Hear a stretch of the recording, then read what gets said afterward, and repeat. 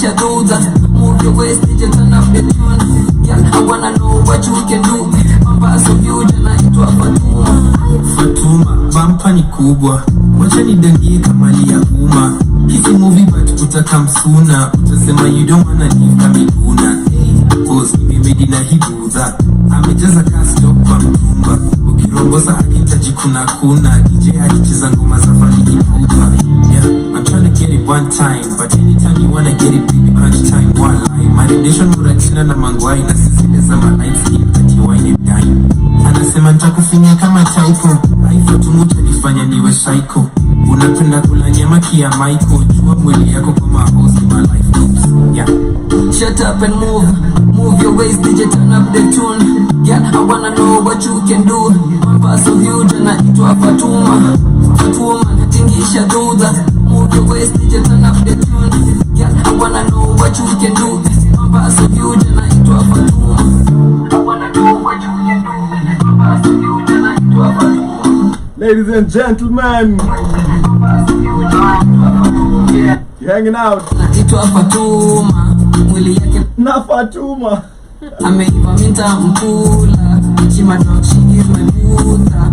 You're hanging out with the one and only Gamlish. The silver tooth in the building. If I can keep The pretty panel. so my true self. Yup, Tubonge is in session today. Kenza kubanju Yeah? umi. Na tukika dona nyama. This is King Kid and Depo Dice. Kiatuni kienda unarudi na The song is Fatuma. Rookie, no monkey business. Mimi si rookie. Na zumba na yo mwili even if she is looking. Baby, let's do this. Shawty, shut up and move your waist to get turn up the tune. Yeah, I wanna know what you can do. Pass a huge na itwa Fatuma. Fatuma, tingisha do that. Move your waist to get turn up the tune. Yeah, I wanna know what you can do. I'm in a situation now. In my section, in my drunk, got illusion now. But you what will gain if I lose you now? I tell my secrets to the bottom like I used to know. It's why I follow my mind, oh. It's my heart telling me lies, oh. It's why I drink every night, oh. Thinking about when you would wine slow. Tell the DJ rewind, oh. Love how you bending your spine, oh. I'm losing my mind, oh. Stole my heart in night, oh. Tell the DJ rewind, oh. Love how you bending your spine, oh. I'm losing my mind, oh. Stole my heart in night, oh. Venye umejaza kwa tera, ukitembea inaregarega. Mtaweza na mami ukileta, hadi majirani watateta. Venye umejaza kwa tera, ukitembea inaregarega. Mtaweza na mami ukileta, hadi majirani watateta. Nyama atakula iyo cut. When I'm in the table never pull out. Nakudeju uko na kasura sikachura kanaringa na sezo si jamba lugha hini Nairobi. Mashori ni warembo wengi lay low key. Mini jikuliko hao mini na 4G. Baby I will follow you like a moti. Follow me rich. Baby kama juu swangeli ni tigre. Kama unadai twende hard shori ni tinge. Every time I call you out baby nisikize. Hawatasikia tukisex washa tu system. Wanajua sisi ni wazito wasitupime. Minajua mola kona sisi watu tusikiza. Mina kuwa mkiza, vibes, skiza. Venye uko wet, ai nadai kubatizwa. Venye umejaza kwa dera, ukitembea inaregarega. Mtaweza na mami ukileta, hadi majirani watateta. Venye umejaza kwa dera, ukitembea inaregarega. Mtaweza na mami ukileta, hadi majirani watateta. Ladies and gentlemen, you're on your side. Yeah, that has been Dera by King Kid and Depo Dice. They, how many years back? They dropped, 2 years ago, they dropped a joint album, Bed of Roses, which was fire. Like every song was fire on this tape, man. Man, shout out to Bad House, and the amazing things they're doing. But yeah, welcome to Tubonge. How have you all been? Cool. Especially Dimori, huyo hatujaona in a while. I've been around. Yeah, but hatuja kuona sisi. Kwa hii couch na sisi. Unakuanga. How are the news? What is new on the news? A lot of things. Eh? Jamani, mbona welcome kwa panel? Bado nilikuwa na show ingine katika. You guys have another show? Kadhaa. Come on. Wewe ni wapi? Kwani huko? How you do? Unamaliza shule. Maliza tu shule kwanza. Yeah. Usihahe. You have like another Tubonge without me. Seems so. We replaced you with somebody else. By the way, literally replaced the more. Too much kubonga. But you kwa tuongeangi. We speak. But yeah, have you been demoted? I've been good. Yeah? What's I've new? been alive. What's new? What are the young people doing nowadays? Drinking alcohol. Vile wamejaza kwa dera. Wakitembea zinarega rega. Hey, yo, check it. Speaking of. Man. Anyway, let's do a proper introduction to the show. Welcome to Bongo on the Black on Fire Network, the media of the 21st century. Today is going to be an interesting day. We're going to be talking adulting, the scams of adulting. Like what are some of these things? Like, you remember how you were eager to grow up? I want to be a grown-up, responsible for myself and everything. Yeah, we'll be talking about that among other things. We'll also talk about Nyako. Najua, naongelanga watu pia ongelelewe. She's out here living her best life. Kinembe outside, you know. But yeah, Umesikia ni refu.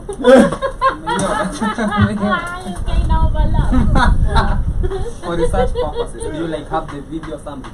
for research purposes, I might send you a No link. people. Job, do you have the video? Nah, I can't check. I don't watch Check that. it. Jobi yako nayo kwa hiyo simu. Nachiki vile ame flip the video.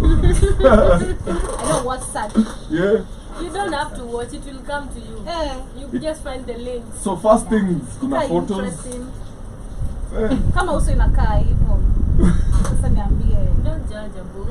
But it's kama zingine ni inaleta lions 100. Lion moja ni 60. Zingine you need to judge man. Saa zingine unapatanga demu Kwanza mmoja. unaongeanga sijui alafu unasikiliza clear ni kama amebeba gold. Yeah. Kumbe nasikia hadi na swing. Ati the lips are swing. Belongs Manze Lips ni bomba. fanya hivi kidogo. hata nyako aone. Unaweza shika hivi. Nyako, in case you see this, I'm not part of this. I'm not too. I'm just saying. It's up. Check. 254 after buy. Manze kama unisake. Kujabaliwa bado. Tag nyako. No, si mwogopi. Simefura kinanda. You don't fight with a pig. So you called nyako a pig. No, unajua a pig is not afraid of getting dirty, but you are. I'm not afraid of getting dirty. So umejita ya wewe mzuri. Shmali, did you just pigify yourself? Nyako is a mother of the nation. I mean nyako. Kwani nyako inamaanisha? Nyako is a girl. That's not a girl. No, when somebody says nyako is Luo, means a girl. If somebody says Ndio maana nitanga nyako. nyako is like a girl. The way Jaberi is. I know Jamber. Jamber is beautiful. Mm. No, it's Luo. It just means like we say woi boy, nyako girl. So she just took the name, I guess. But nyako sounds like an insult. Yeah, it's an insult because I don't like to be called nyako. Ni kama Jamber is nakwambia very sexy. we msichana. Yeah. Jamber is very good. Right, it's very good. Okay. Yeah. Okay. Now you know. Mimi huko wananiita tu Osiepa. Osiepa is my friend. Wananiita tu Osiepa. Hospital Jacob. Jacob. Jacob. Nataka kuanisha. Ukiitwa Jacob, ujue unalipa hiyo bili. Hey, Jacob. Sasa lakini hakuna kitu mbaya kama unaenda out alafu unapatana na msee fulani alafu suddenly sasa unapata kabili yake mwenyewe anashindwa kulipa saa kwa hapa anaangalia tu. Nanga watu wabaya kama unaenda out alafu wale watu wa lipa nitakuwekea hawaikangi. Mbona unalipia? Usiaidanganya. You've never had like Ati wewe fanya aje, wewe lipa tutakuwekea. No, you know. Haitawahi You know me, I have my friends when you go out, we know like kila mtu ako you hivi. pay your bill. Like when you go order, you Lipa ordering yako. what you can get. You get. And if we are going to buy like a whole boti or something, because you can't order a whole boti for yourself, tunasema, this is the amount, this is the budget. Before we go out, this is the amount everybody needs, and we don't over budget. So we always know, like if it's 10,000. No. See, unless kani best yako anakuambia, see kuna wale mabeste wanakuambia cheki, mimi sina do leo. Una get, and you're like, I'm gonna take care of you, I got you. Wow, lakini si eti anakuacha. Hapana. That is the one scam in adulting. One scam that Lipa nitakuwekea ni uongo. Utaekewa. Haita come through. Especially kama mlikuwa quivers. I want to go to Quiver in Mombasa Road, by the way. I've not. It's the ratchet ghetto. What? Unaongelea ya Kangundo Road? No, si nimesikia ingine imefunguliwa Embakasi somewhere on Mombasa Road. There's a new Quiver, right? Quiver on Mombasa? Yeah, there's a Quiver yenye imefunguliwa. I Really? It's taken months. Let me check. The one I know ni Quiver ya Islando. Road. No, kuna Quiver Islando, the one on Kangundo Road. Iko Mombasa Road? No, Kangundo Road. Embakasi? I don't know.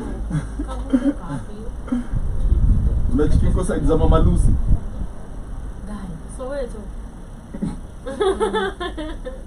But yeah, shout out to MP Peter Salasia, Mumias East.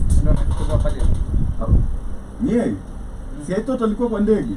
Living his life. Living his life. Na kona matajiri. Kwa dunia. I swear. Umetolewa kwa committee.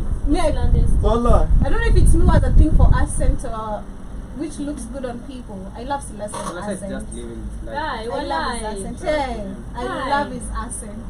Yeah, I love his Luya accent. Me, I love his Luya accent. Like a fake nothing. Me, I can't manage people who talk like that. I I know, bruh. If I can manage the click sounds from South Africa, I mean. You see. Because you don't know like deeply South Africa click sounds. Mnaija utadate. No. For the money maybe. Salasia yako na pesa. I can't Salasia. He has a good accent, like, and he has a funny character. You know that's actually and a happy soul. He's really a happy something soul. petty about Salasia DM job. I'm here. I'm single. Why not talking good English? I don't care about the English, baby. Me have kuna dem plan Let us give Joby a chance. Yeah, Job, shoot your shot. Shoot your shot. Hi, Salasia. He's called Peter Salasia. Anaitwa Babes. No, I gotta go all respectfully all the way. Hi, Peter Salasia. This is Joby, aka Joby Danielson from the ID, and this is my shot, shooting my shot to you. May this get to you. I really like you. I really like your accent, and I hope to meet you one day. For what purposes? Hey, Sema.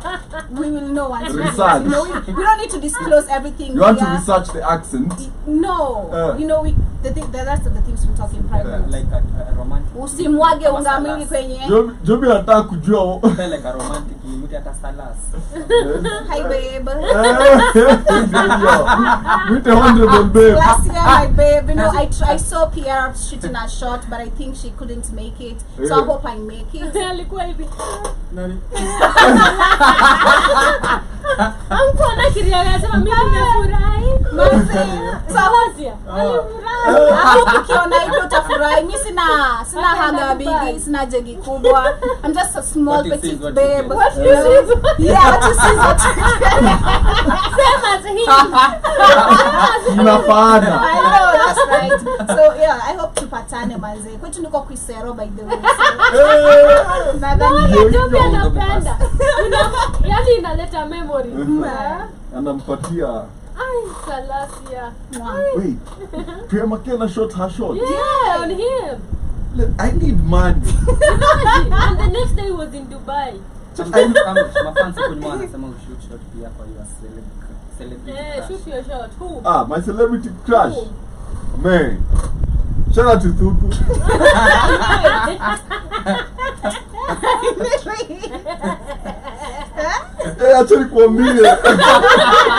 about the dad. she just has a look about her like like you know, yeah. So shout out to Tuku Mtafute, slide into my DM and sim. Yeah. Video editor, edit hizi video. Kindly ushike. It is you now. I'm in a very serious relationship. It's okay. Just It can. when you una crash. I'm dating my celebrity crush. Ongea tu. You're dating your celebrity Hakuna. crush. Kwani ni sabuni? TikTok akona followers 700. By the way, Yeah. let me my other crush ni Shakila. Nataka kuona hizo dimples zake za thighs up close. Ndio aniambie Ayuko alienda wapi? South Africa. Tutafuata huko. Tumetembea. Mileage kwa vile kitu inaweza fly first class for just for the mind. Pulling strings.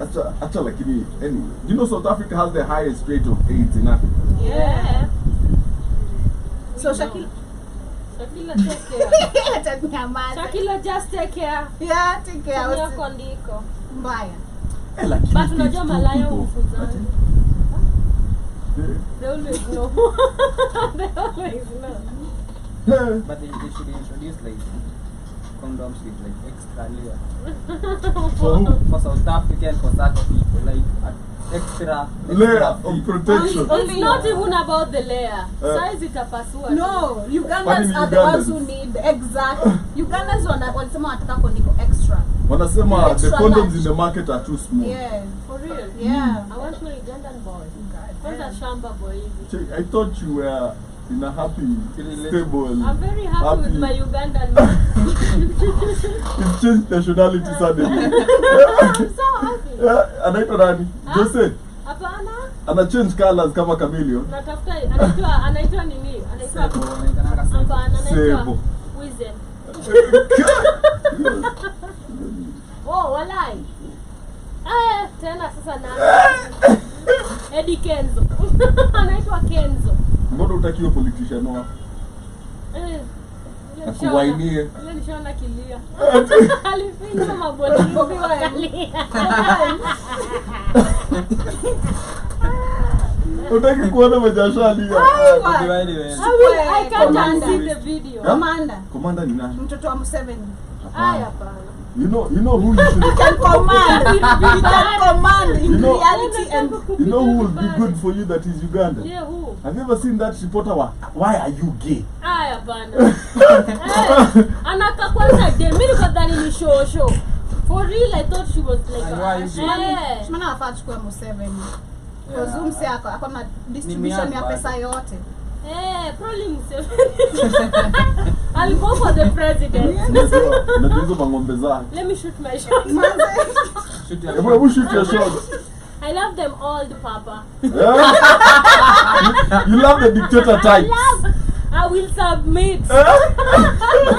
I'm ready. Banange. Take me now, Baba. I will kneel down. I serve you food. Matoki and peanuts. How many children? Zalisho. I am very active. The new Right. Museveni, baby boy. Kijana yake bado ananuka matiti ya mama. Huyo ni mzee. Tunapenda Young boys. young. Unaona Museveni still does push-ups. I love Museveni. Yeah. For free. So shout out to Kate Tuku.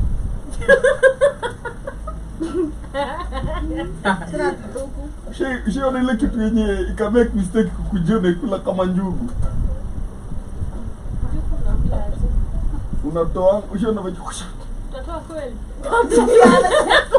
Kulake na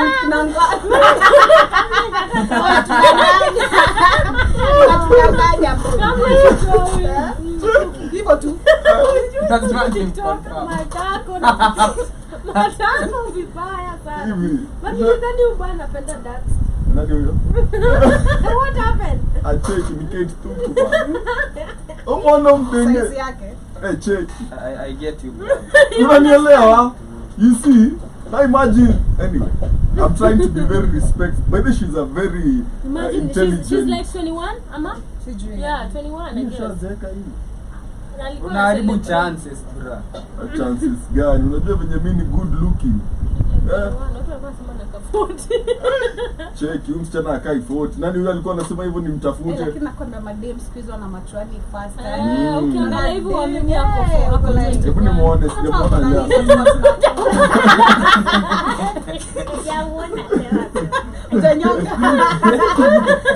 Sijamwangalia leo asubuhi.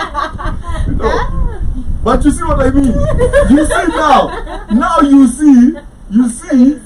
Yeah? Cheki. Hey. Karibu niende. Tafadhali tuko show.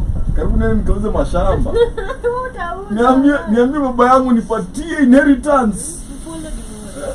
Hata Check hizo those ndio follow like that. What do I say in the future?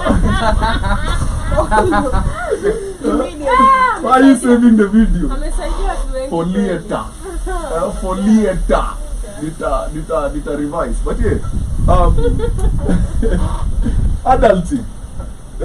Is this a good show of adulting? Like the fact that we can do Anasema Dimoro finally got a girlfriend. Sasa wewe. general. Yeah. Yeah, I say the truth. Dimori, are you dating your left palm?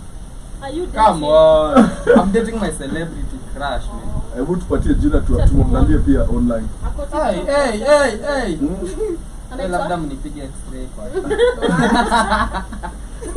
Si ati ni hata si kwa Nani roho. ataenda kwa search basi? Kwa akili. We want to Haiwezi. judge. Haiwezi. Huh? We want to judge. Wewe tunataka kuona kama anatupu. Inaweza. Kama tutapijenga competition. But yeah, is this like a good show of adulting, that it's not a scam? The fact that you can discuss things openly. Yeah. No. It is. Like kitambo, unajua sasa ulikuwa unafikiria what will my mother think of me? Even right now. Stop lying. Right now you still wonder. This is reality. You still worry about. No, it's not like you were afraid back then, but you still are conscious. Ungefungiwa nje. Na umerudi penye umetoka. My mom Ungenyimwa used to say that chakula. another time. Waambiwe, yo bro, ati ulikuwa unasema. You know, sometimes I say certain things and I'm like, imagine it. My mother sees this. You know, like, and then sometimes, from time to time, she happens to bump into things. Me, I see my mother, even our friends. Check Yeah, that. friends, I don't care. Best How you ever, ati- alafu ako like, hii story ni mimi niliambianga huyu. Ayu atujali. Anaenda huko. Check, usiniambie next time. Unajua mama But yangu. nimeblock mamangu status. Really, acha nisiseme. But Because I'm like, hataona tena. hey, Yo, unafanya Nairobi. labda naweza kukujia. Niko like, my mom still tells me that and she thinks I'm scared. Eti takuja hapo Nairobi. Kuja. Kuja ni keep company. But yeah, so a while back my mom saw a certain video. It was very, yes, inappropriate. It was very careless. Yeah. And the way it happened that she saw it, I was around. So najisikia, ushaijisikia ukiongea, unashangaa, where am I talking from? Mbona sijisikii vizuri? Naenda na shapata mamako anakuangalia kwa perplexed kama ni mtoto wake, lakini What did I do to you? Nilikosea nani? Hii ni karma ya nini? bana, that one. Hadi huwezi jibu, you just look at her and you go like, it is what it is, and you're out. But yeah, in more ways than one, adulting is a very big scam. You know, but it's also not. It's got some taxes, you know, freedoms. What are your perceptions about adulting so far? To your age and umefika job. How is adulting taking you so far? Not good, man. Huh? But also good. Yeah? Because I'm in a position to manage myself Okay. and my lifestyle. Mm-hmm. But it's where you wish you could stop making the landlord richer, Bang. you know, and build your own crib and have everything working like, you know, and at one space instead of like, you know, having everything separated. But so far so good for me. I can't complain. But of course we try look at back in the years, because kuna hizo moment tunajiuliza, I wish I could go back to being a baby. Yeah. Like I wish ningekuwa nachungwa bado. I wish ningekuwa na baiwa chakula. I wish ningefanywa, but you just You can't tackle go it back. the way it is, you know. We accept it. But how is adulting so far? Tunaona you have silver teeth. Maybe you're unakula life with a silver spoon too. I'm one person who really wanted the freedom from, you know, that freedom that you can do whatever you want, whenever you want. And that is why, like a few months after I finished from South in Kampala, a few months after, trying to get the freedom, but then it reaches a point where you ask this question: when you can do whatever you want at any time that you want, without anybody asking you anything, is that freedom or is it loneliness? It's a good question. Really good question. Ask yourself that from time to time. One, adulting. Yeah. I feel like adulting is good. It's really good. The only problem is the money. I believe like everything. To complain, I wish I was fed, is because back then you were not paying bills. Yeah. If you say I wish I was not paying rent, it's because your parents used to pay. I wish I was doing this. Everything about adulthood, I believe, is really good because of makes you mature. But at the end of the day, the only thing about adulthood that is stressful is now the money part. But with the money, I don't think like, you know, there is much of I love adulthood. I accept to worry about, you know, just needs and tomorrow. Apart from that, adulthood I feel like is better than childhood. There are things in childhood. I disagree with Shmani, especially on the money part. Tell It's me. not about the money always. What Sometimes, what you know, is it for about? example, Yeah, give an That's example. me. You have a job that you are supposed to keep up with. Mm. You have maybe school that you're supposed to keep up with. You have a relationship that you're supposed to keep up with. You have kids that you're supposed to keep up with. You have your mom who you're supposed to. Bado sijamaliza. You have your parents that you're supposed to keep up with. Black tax. All on one person. You have your mental health that is so All these fucked things, up at all this these moment. things that Dimore is saying. It's not about Okay, money. let's look at school. I'm going to school together. It's not about money. I'm Well, not saying the that. way I'm saying it, I'm saying like for me, I feel How many it's years different. nasema, it is not just about money. Sometimes it's the pressure that comes with adulting. You know, you have the money, maybe, probably, But you're not worrying about you have a your lot needs. of There's a lot of things that you things have to surrounding you. deal Yeah, with that's so each and true. every day. You know, you I have your agree. you stay for a week, then you remember, haven't even called my mom in a week. I mean, I You do care have about that. I money, do you have believe. the money to Listen, go out, listen, but Dimore. Now the way I view it, it weighs you down. the way I view it is still on that basis. Because I'm thinking. Let me give you an example. You've given me examples, right? So I'm thinking about. I'm not calling my mom every day. Let me start from that point, right? Because I'm busy. I'm working. When I get home, I'm tired, right?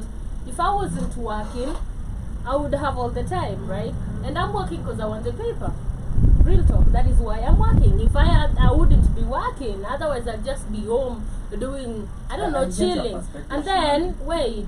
And then okay, Dimore, yours must be right. Might What be I'm right. saying is not that Aya, people you have who have money are not you dealing think with about adulting. of course kids, raising your kids. Basically it needs time and all that. I do agree. Dimore sijakata. But me, I'm just viewing it as I enjoy all this part. I enjoy calling my mom. I enjoy having or raising kids. Yeah, I enjoy all that. The only basis of it, I love adulthood, except now that pressure of I agree with your kesho. perspective, Okay, watoi man. watani stress, wanaenda shule aje, watakula nini. That is the stress that comes with it. Na feel like kazi. Na feel like sometimes relationship, money, you know, and all that. That's how I view it. I don't say it's not okay. There's a lot of pressure that comes with it. I accept. But for me, I feel like it's basically, if it was that part, everything for me about adulthood, I do enjoy. And I do agree with your perspective. Yeah. I was just adding mine. Yeah, I That's what love. I'm saying is, there is so much pressure that nobody prepares you for, you know. True. For example, your mental health might be so fucked up, Yeah. And you don't know. Job still expects you here, you know, and it's not even a bad thing because she's paying you for it, so you have to be here, and you are crashing inside, you know. Maybe your uncle Had died, an accident. had an accident. Nobody cares about that. You Yeah. have to turn up still. Yeah. You know, maybe your wife left you yesterday. You Yeah. still have to turn up. You still have to do whatever you're supposed to do. You know, and it's a lot of pressure, really. That is my Nobody prepares you of what to expect. And I think when you mention, actually, if you go back a little bit to where I believe we should have been taught and well prepared about adulthood, I think school was the main like ingekuwa hiyo ndio make things much easier for people. When we are being taught about history, fake history and all that, we were never taught one, financial literacy and what to expect outside there, and even neither were we given skills. So I think that's why most of the people, or a lot of us, struggle. And this is something I was trying to think about someone yesterday. I think it's my sister. I was like, I don't know what's really going on in her mind. I don't know if she knows what she wants to do.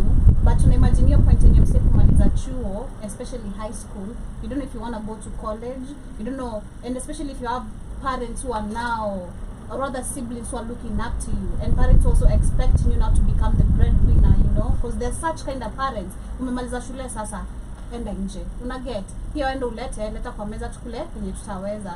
But nobody prepares you for all that. So I believe this is where actually mental health problems starts, because there's a lot that is now expected of you. You building up your life, trying to figure out what career you should settle on, because that is something very hard for people to kujua nataka kufanya hii. Kuna wale grow up with a passion, but there are those who actually have no idea of what do I want to do. And even if you end up doing, or if you have a career you settle on, I want to take bachelor in science, bachelor in hospitality, or whatever, you end up probably not doing exactly what you studied for. Nobody also prepares you for that. That is the reason we have I can say we have a drinking nation.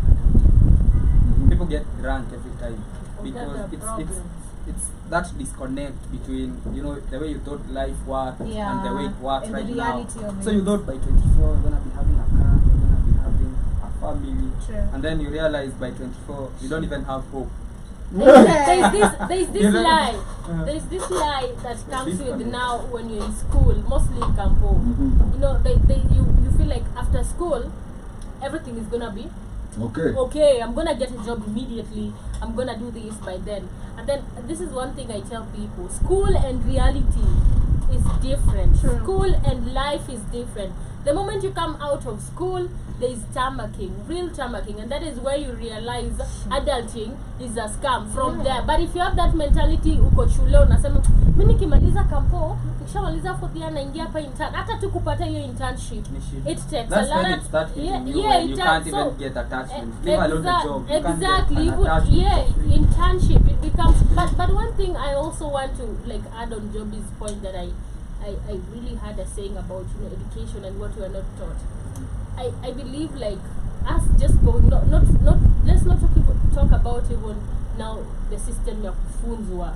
Just being in school together, you'd learn a lot about life, and I do believe that is one important thing. Hata kama ukufunzwa, you are learning how to live with people, you know, and that is an important factor. However much the system itself is not one-handed, but you learning school means a lot. You learn. That is why you can differentiate somebody who has not gone to school and somebody who has gone to school. The way they reason, the way they speak. However much hata mtu hajapata job, let's not even talk about now the system, but just the way they talk, the way they behave with people. You can tell umse lakini amesoma na huyu hajasoma. So that is an important factor. You are not supposed to be taught hivi, but you just living around that environment made you learn a lot about life. Yeah, and as we continue, we wanna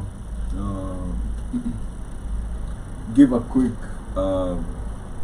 what are they called, announcement of a missing child. His name is Ryan Owen.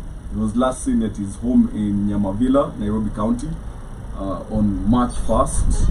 His family is appealing for the general public to trace his whereabouts. In case you have any information about him, kindly report it to the nearest police station, or you can call his father Nelson Wekesa at 0791 230713. I repeat, Ryan Owen, last seen in Nyama Villa, Nairobi County. If you've seen him, the family is requesting for assistance in tracing their son. You can report to the nearest police station or call his father Nelson Wekesa at 0791 230713. But yeah, when we get back to the topic, there's something that I feel like most people never really understand about campus. Campus is not really what you go to learn in class. Yeah. It's a tertiary education environment, and done well, it's very experimental. Okay, you're meant to have access to labs, you're meant to experiment with your life, you're meant to experiment with your finances, learn how to plan your future, learn how to plan, learn how to live a rent, learn financial discipline, societal disciplines, respect, simple things where social life where now you're existing solely as an individual by yourself, without having your parents overlooking every decision you make to correct you. In this case, this is where you're now left with the world for the first time to see if you can survive, and if you can hack it, that will be great. But you see, I know so many people that don't even do what they went to school for. Everybody. But the thing is, yeah, even myself. Everybody I know. But the thing is, do you realize that you having attended campus literally enables you to have the deduction and the train of thought to be able to do what you do? Yeah. The ability to solve problems, because I feel like that's all work is, solving problems. So if you're going to campus and waiting for society to tell you that yo bro, when you yeah. But as we talk about our work, there's a man that came out to talk to Kenyans, and he said that he was talking about employment, right? He said, think outside the box and start a business. You can start something in the village. Somebody is using, he insisted that employment is a scam, with taxes being broke and mid-month and a story state of retirement. That? Employment is a scam. Okay. So somebody is just using you to benefit themselves. There is so much that you can do for yourself. You pay for a house that you barely in. You pay for a car that takes you to the same job every day. The government taxes your salary. The government taxes the remaining part of your salary through VAT. You save your pension for your whole life, and the government takes something out of it. In your old age, you're now surviving on soup, bread, and handouts from friends, children, and relatives. So what he's basically saying is start a business and don't rely on employment because it is a scam. What do you have to say, Dimor? Whatever he said is one of the biggest lies anybody's gonna tell you.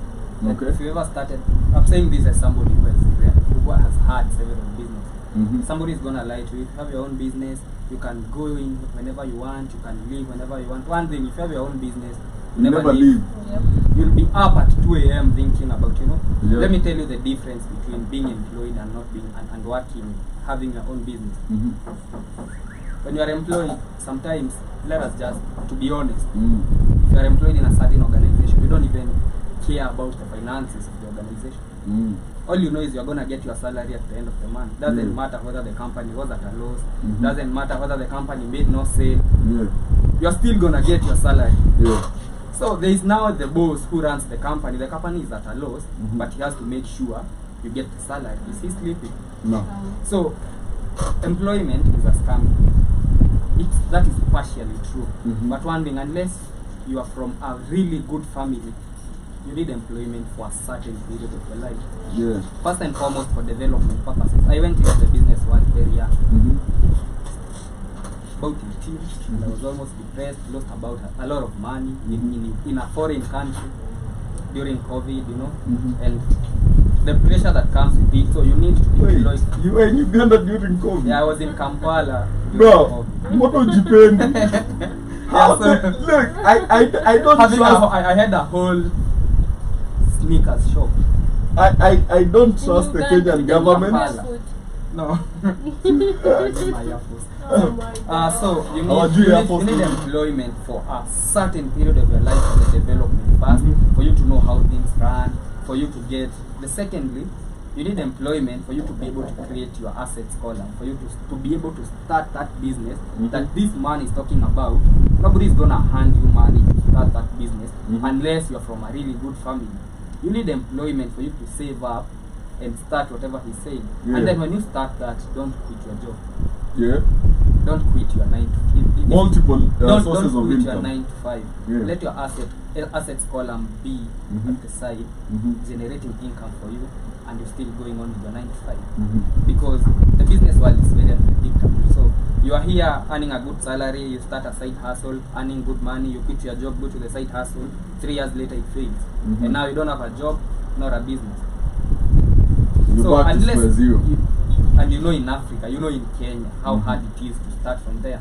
So unless you have several assets column, you know, I have one here, one here, one here, one here, then at that point you can decide to quit your 9. But a 9 to 5 is the most important thing you can get, especially when young.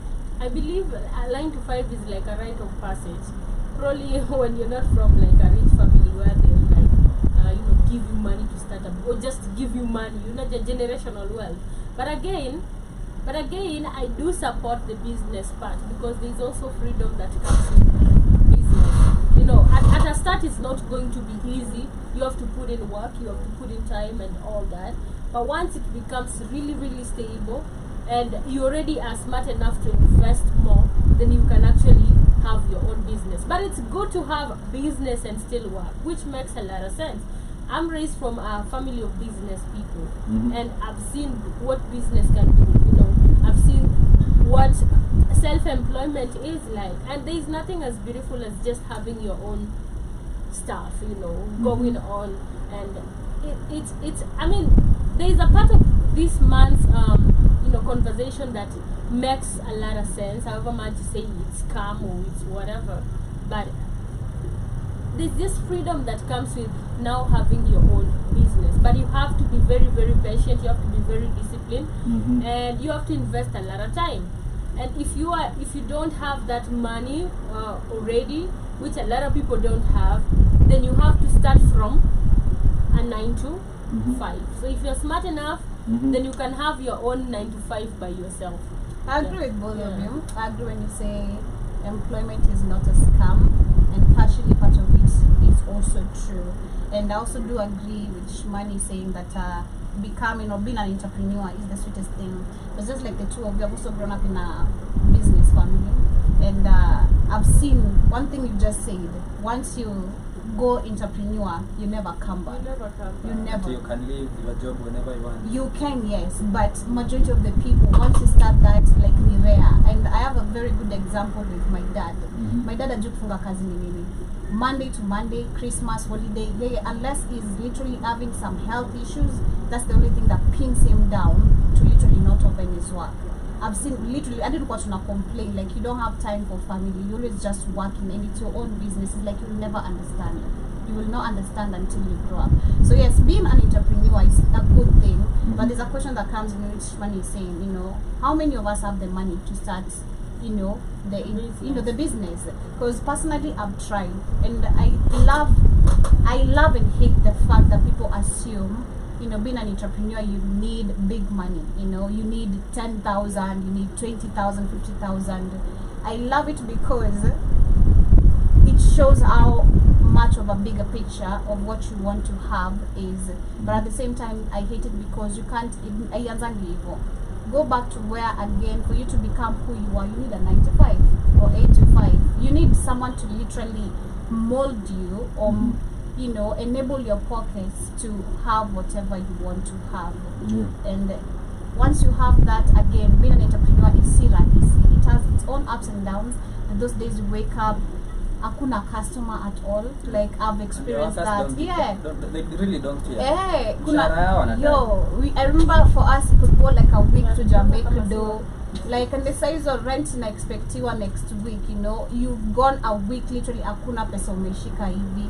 It used to literally hurt, and of course me seeing what my dad is going through, you know, you kuamka mapema kwenda soko sijui kufanya nini, niko like man, it should pick up, you know, it should pick up, but it has its pros and cons, both, you know, having a business and also being unemployed. But if it works out, it is the best feeling. And just to add on what Joby is saying, let nobody lie to you that, you know, there's this perception, and people like this one telling people to quit their jobs and start businesses. And there's also the perception that the business world is all flashy cars, suits. It's not like that.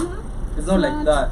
It is auctioneers threatening you. It is you being late on bills. It is you not having business running. An example, so there was this guy from Kenya. His name was Kimiti Wanjari. I don't know if you have heard the story of Kimiti Wanjari. So he was ranked in the top 30 under 30 entrepreneurs in Africa in 2013. That is Forbes.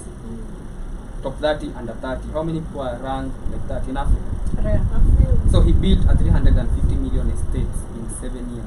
He used to do a lot of real estate. That was when Saiton was coming up. And where do you think he is right now?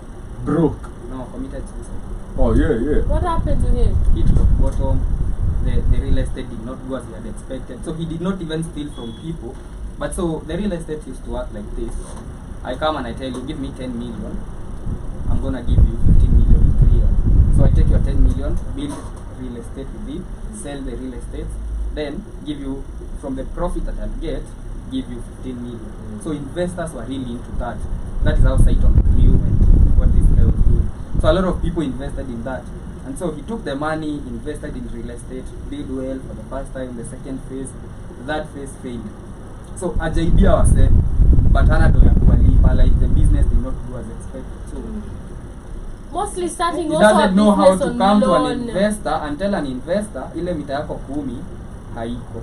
Starting also, I feel like also starting a business on loan, sometimes it is risky. But on that, it is a risk you need to take, but again it's risky. Go on. But on that, you can never survive. Yeah. Anybody who tells you a loan is a scam themselves. Let me tell you. Tell me as someone who became successful without loans. You have to have loans. A loan is like, I always say a loan is like, you have a rope and you want to climb like a big mountain and the rope can't get to the top. So you borrow, you ask someone to assist with their rope, you use it to get to the top, then you give them back the rope. Because if you take a loan and use it to build an asset, to buy an asset, the problem is taking a loan and using it to get liability. But a loan is not a scam. That's where we get into the good debt and bad debt conversation. Because if you understand that, then you can understand how business operates on debt. Actually, the world operates on debt. Okay? Kama Kenya iko na deni. America, bro. If America iko na madeni, China iko na madeni, hata Mungu ako na madeni. Namdai blessings zangu.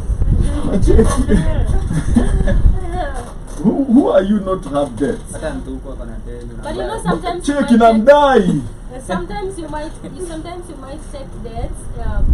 This is now when it becomes a problem. You just getting into a business without doing research. You know, sometimes you never say, this business would work because for that person it has worked. And then when you try, that, you go and take a loan. Unabaki wewe ndio yako idu, but you don't know how those people are actually doing their business. Acha nieke unaona msako na shop hapa, you want to put the same shop, you don't know the strategy they are using to actually get that money, or you don't know the. Can I snitch? Yeah. Let me snitch. And this is something we business people never do. How do you make money when you start a business? Network.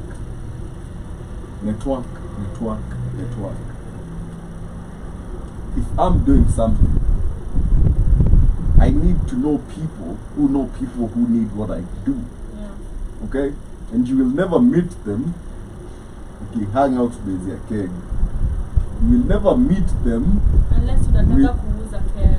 when exactly. You will never meet them if you continue hanging out with your friends who are employed, who don't have business, who are not on the same ambition levels as you are.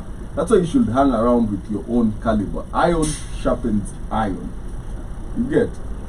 If you want business, put yourself out there. Network. That is the biggest thing. Actually, you should always have a guy.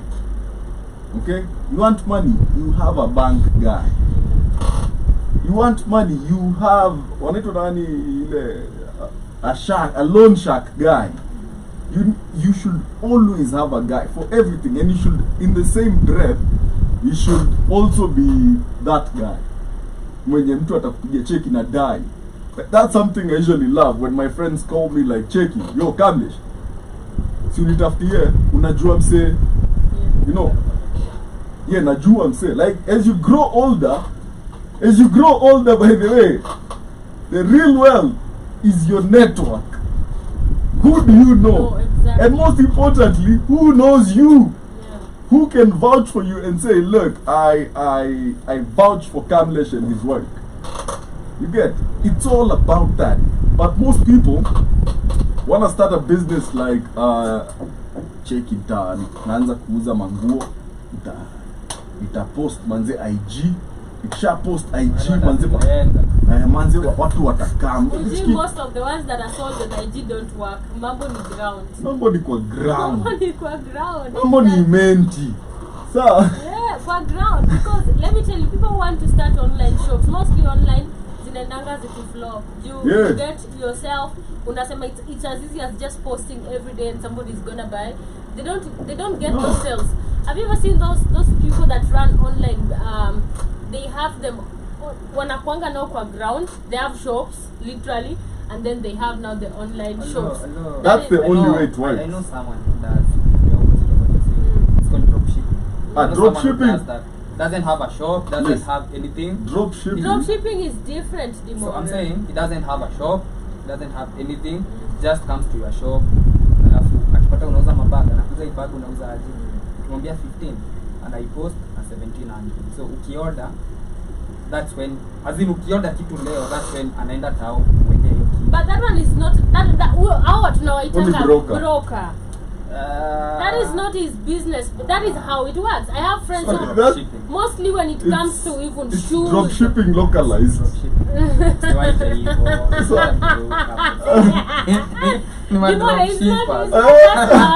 It's not that. But you know, they don't have the products. Nini, unajua mbona sawa make loss? Because they don't have the product till you order. That's such a good business model. Till you order. But imagine, unaona difference. Unaona difference ni ana, so ataenda loss. Get unless mtu aorder ndiye ataendea. So ako sure of the buyer. Yeah. You understand? But the problem is wewe uende ubuy, ukuage tu nayo. Una expect clients watakuwa na cab. Unajua yeye? Exactly, that is what I'm saying. And as a post online, but I've seen them even in Kamkunji. They go to those shops so and they sell shoes. They take pictures, and then they post them. When you want, wanakwambia hadi wanafanyia delivery, but that is when they go for them in town. Sometimes they don't even go for them. Wanapiga simu ina deliveriwa kwako, you know, and stuff like that. It works. The difference is wewe umejichocha, umeenda ukabuy product, utabaki na stock. Unaget because ujitime utapata seller. The beauty of that is the beauty of what Dimore is saying is there is zero loss. No, there is zero investment of capital from your end. Exactly. Your phone and that is the ordinary. Na already unaishi kwa mama yako na kwa wifi. Na ulibaiwa simu na mzazi. But sasa unajua profit hapo lakini people even sell cars like that. Oh yeah. I have a friend. Anakwambia niko na BMW 3, unataka gani? Kuna mshango alijenga nyumba na hiyo form. Walai. Ukijana I remember Na wako na kila kitu. Hadi everything. nyumba wanauza kila kitu yani, This man was like a proper broker wa magari. I remember when we were in campus, one of the first things he did, was it second year, he started like a website ya kuuza magari. Zenye Zenye ana anaita jina yake Kamlesh Kaya. Na si zake. This man was like akaanza kuuza to be 15. Mtu tugari kwa 250. Tugari kwa 200. Kidogo siku hizi. Anauza mabenzo bro. Most sellers don't even care kama hata ingilio biz and actually bado atakupea commission. Yeah. Plus what you earn, they're still gonna give you commission. Yeah. And they don't care how much you sold it. Umse alioa. But anafanya na same. Yeah, now he has his own. I don't think he has a yard, but I think what he's done is now instead of doing that with Kenyans, he's doing the Japanese thing. Now, if you want to bring cars from Japan, okay, you can hit him up and he'll tell you this is the best car to get at this price and this price and this price. Like a consultation. Umse anaishi at the river kwake. That's why I don't understand when people say there are no jobs. Hata unaona imeona hadi dropshippers wa nyumba. Anakuambia niko na bed sitter. Niko na bed sitter kwa silage but anajua. Mimi nililipa I remember when I was looking for house and they charge like 10%. So rent yako taka ni 30k, they'll take 3,000 shillings. So they've already made the network. Mpaka mtu akihama hapo wanapigiwa simu na caretaker or somebody and then they just know that place. So ukikuja anakupeleka. If you love the house kana bet tatu moja. Na mse ataishi huku hata si landlord anywhere. If you love the house you pay him that 3,000 on top. Si agent anakupeleka kwa hao. And then unamlipa percentage ya hiyo hao.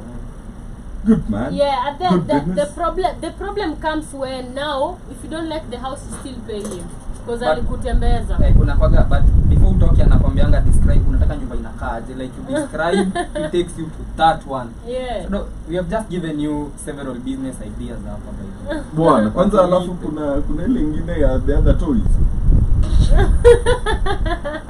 Listen. That then you add demos. Bwana.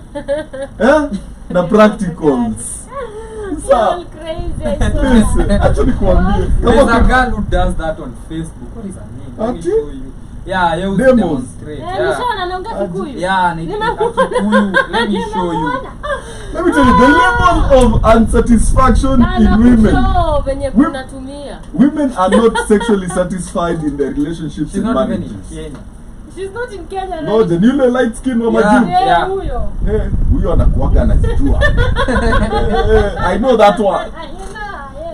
Unajua hadi majuu wanasemanga yeye ni anakuwa event promoter majuu. Hapana, like a side chick or something. Ni kitoweo. So but yeah, you see those are the toys. Those are the toys hata huwezi kaa na inventory. The way they are flying, so there's a friend of a friend does that. And she was telling us, like, she'll bring in merchandise, right? And in about a week, she has zero inventory. She actually has people pay before zifike ndio zikifika zisipotee. And it's not just it's the entire inventory, you know, the cuffing, the chokers and everything.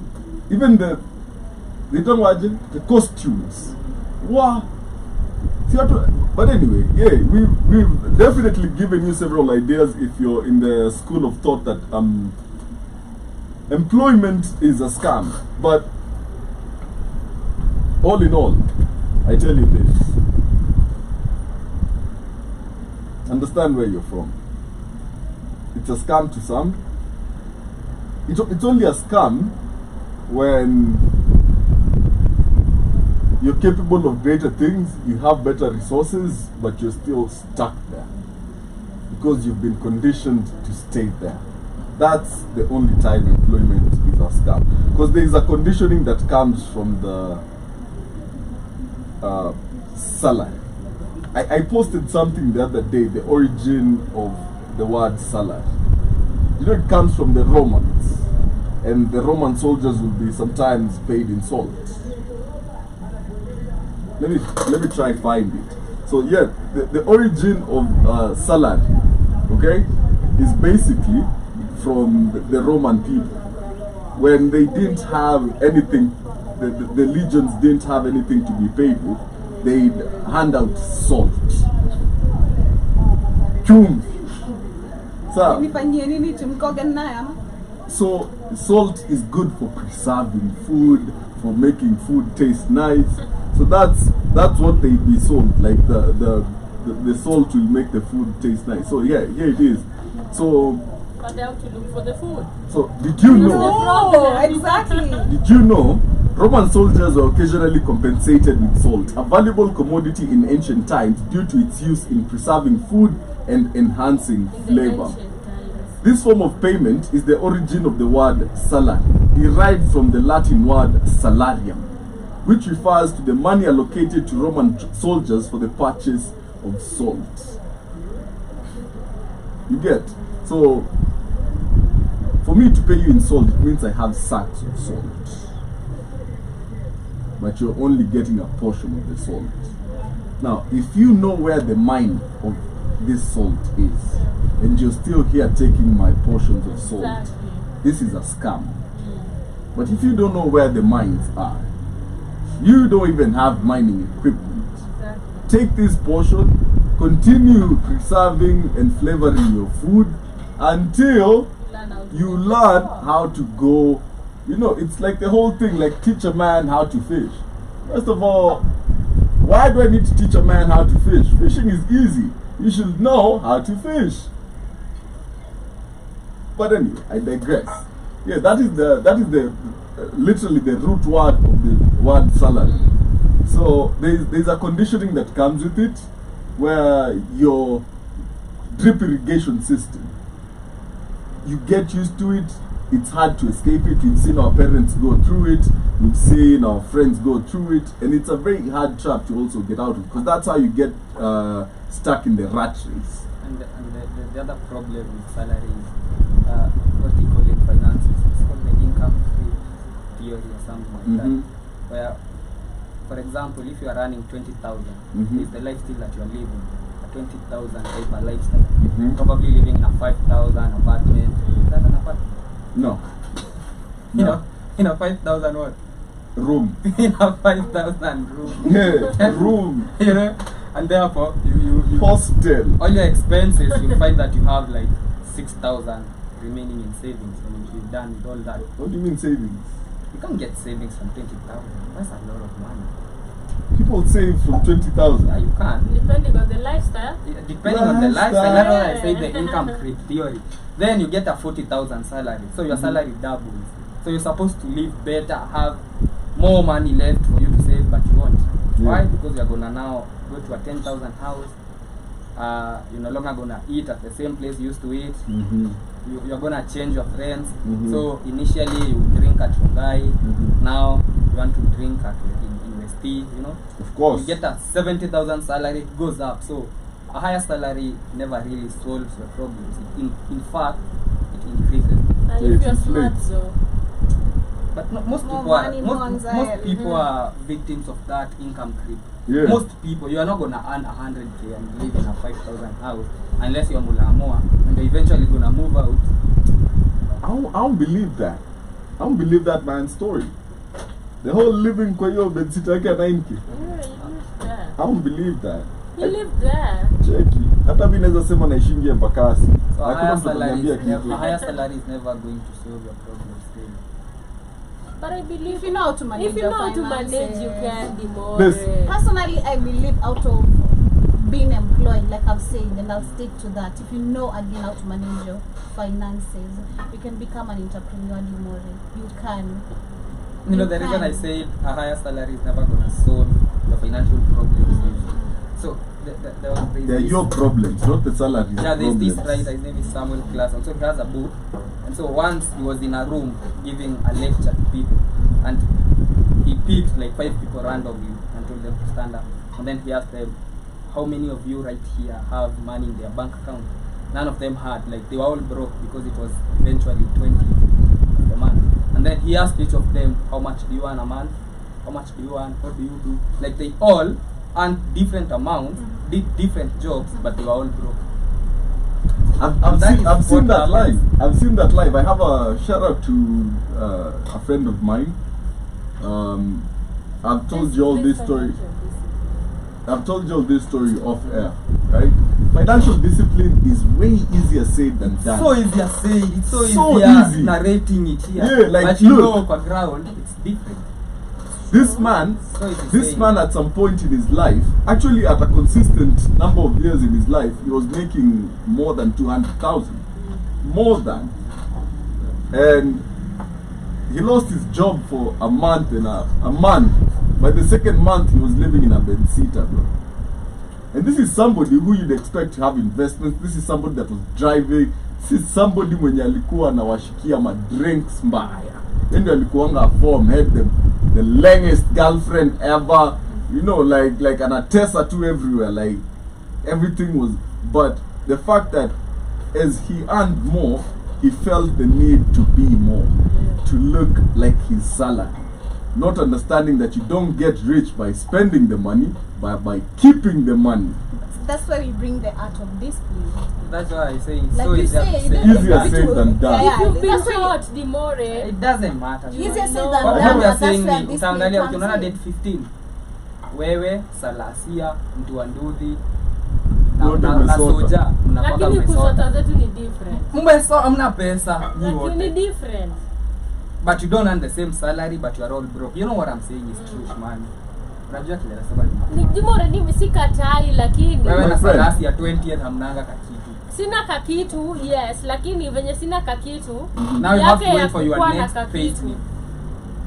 Yeah, Imagine next- And then It's it just- goes to the next payslip. For me, I just believe it's the art of discipline, which I believe majority of us don't practice. Because this is why you go back to ile kujinyima, like, you know, denying yourself, you know, desires that you know that are not really important. Like, unabai tu vitu zenye, yes, that you don't really require in life. But in real sense, and I love something Keith has once said, and this hit majority of the people, especially during 2020. And I know most of us didn't learn, and it will hit us again when, if in case we have another pandemic, where most of us were found in a very effed up situation. People had not saved money, like watu wengi wangeka shopping like ya mwezi, because no one knew for how long this is gonna go, how effective it's gonna be, and all that. Like watu wako wamejipanga, but it made people now to force themselves to deny themselves a lot. As much as at that time kulikuwa a lot of party, ungepata bado mtu ako very careful with their finances, because I don't know. Yeah, I don't know. Kesho tamka hii kwaje? Kesho tutakosa nini? Do I need to stock up this? So I believe personally it just goes back to the art of discipline, and which we don't as humans practice. Sometimes, you know, even the income creep that you are talking about is supposed to, you don't even choose it, you know. For example, saizi unasema, if I get money, I'm gonna marry. I'm not sijawa saiji sina dosi. You can say that. Ama kawe jugu unaweza sema, when I get money, I'm gonna buy a car. No, really. How much flex? No, as in, for example. Yeah, sure. So what that will come with is more expenses. And now more money will leave your pocket. And now you did not even ask for it. It was just something you wanted. You just wanted a wife. Now your wife is taking away Wait, 40,000. I thought you were talking about a car. From your pocket. I could A relate. wife and a car, the same thing. By the way, true. Yeah. Liabilities. Yeah, so sometimes the income creep is not even something. You know, there's even the life that you used to live when the standards go high, you also have to sleep, and you also have to go a bit higher. You know? You won't feel safe living in a 5,000 house when you are running 100K. You're gonna get robbed. So you have to move out to a better house. And now the better house, now you have to pay for, I don't know, estate fees and what. Garbage. Do you know Security. So it's, sometimes the income creep is not even something you can control. It But comes. do you know what Dimore? I You believe, even have to pay. Let me tell you something. Look at the fact that for example, right? I want to pay for something, right? Najua nataka hii kitu. Na niko na hiyo salary yangu ndogo. If I want to get that thing, you know I'm going to save till I get it. Yeah. So I do believe you can as This is well. the art of You utajinyima mpaka umekuwa na loan, na unataka kulipa loan. Unajinyima mtu wangu. Exactly. I was talking about the income. That's a whole different thing. what I'm trying to say before you talked about that, when you were talking about unajua it's no discipline si rahisi. It's easier said than so done. easy. If you have a goal, angalia mtu anataka kulipa. I'm giving an example. Angalia mwenye anataka kulipa loan maybe ya 500k, inakaa impossible, but mse akijinyima na discipline, unajua itafika point yenye atamaliza kulipa hiyo loan.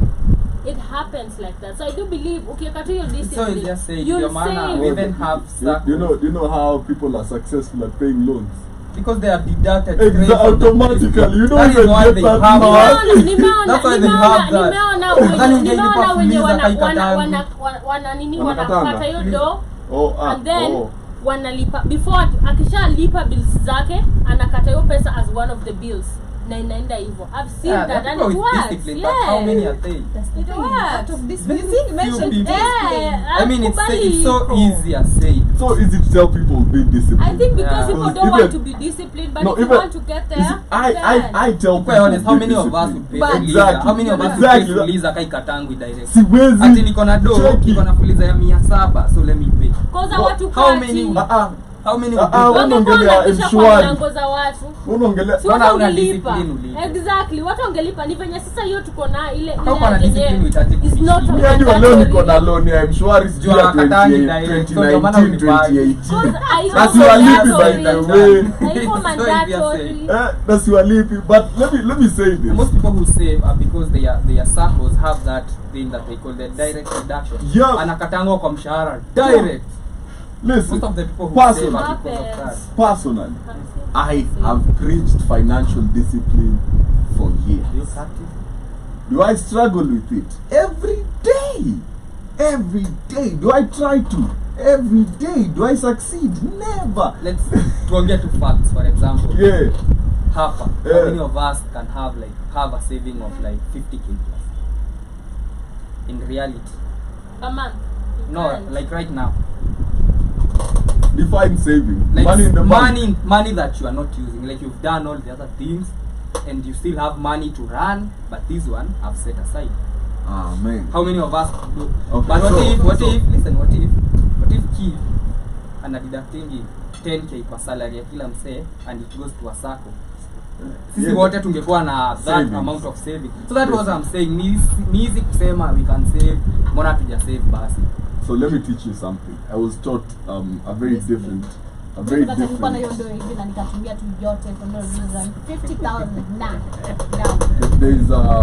a notion I was taught. I feel like I swear. Last year the money in my account, I'm like, Nilifunzwa, don't save by putting money in the account. Save by creating investments that pay you in certain periods of time. And there are certain businesses that if you know what you're doing, they're almost foolproof. Hata ukikuwa Mulamo zita succeed. Mulamo is a very smart guy, by the way. Very smart guy. But if hata ukiwa simple zita succeed. And most times there are businesses that people wanaangalia business chafu. Mr. Kwa hiyo things.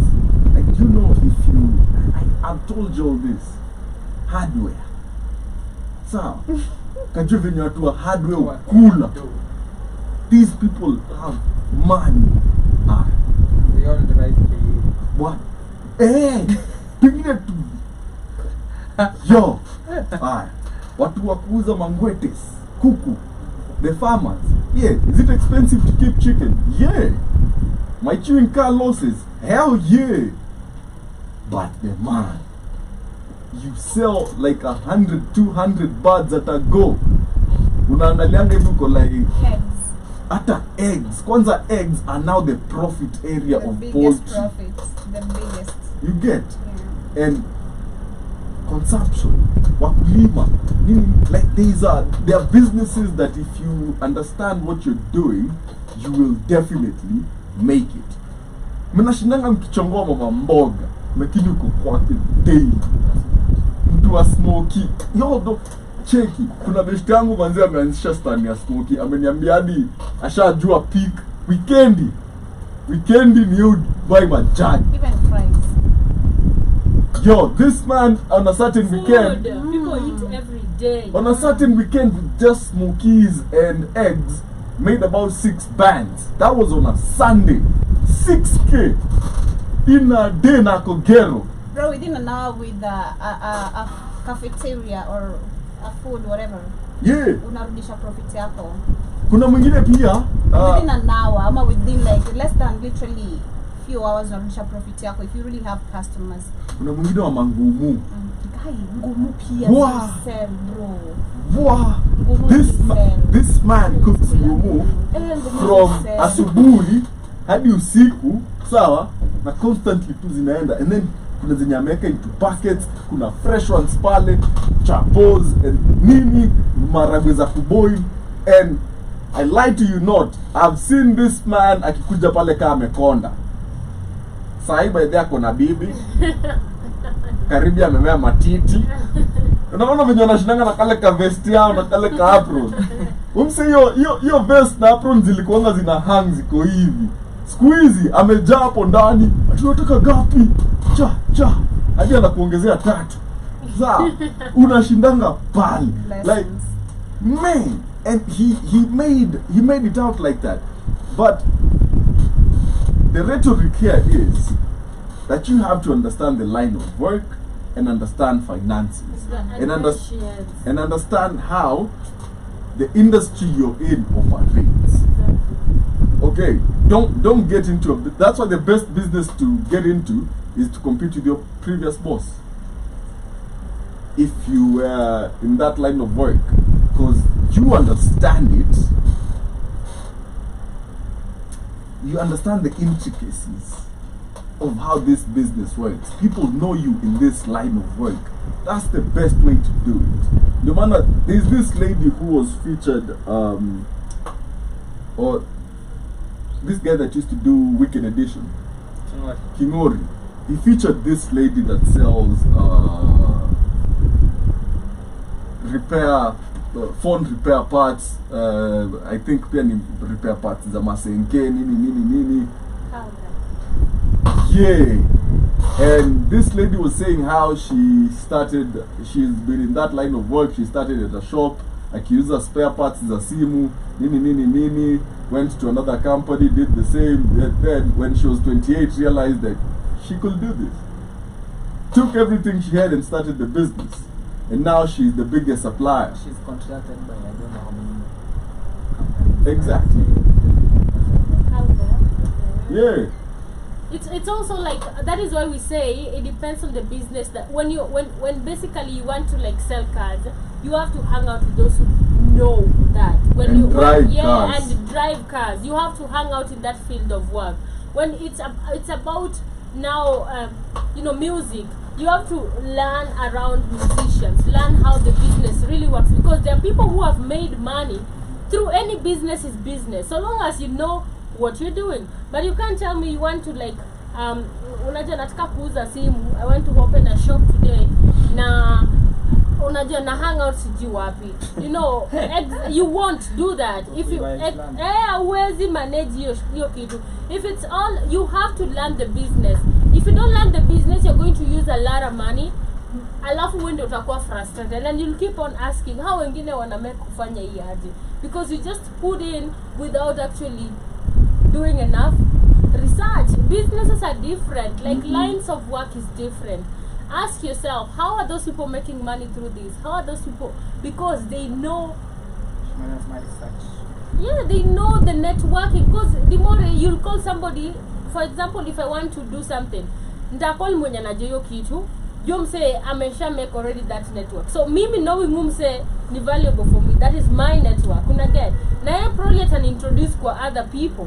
So I'll definitely, the more I sell, the more I'll know who's around that business. That is just how it works. But if you want to go blindedly, you're not gonna make money. You're just gonna make a lot of losses. And that's the funny part about businesses.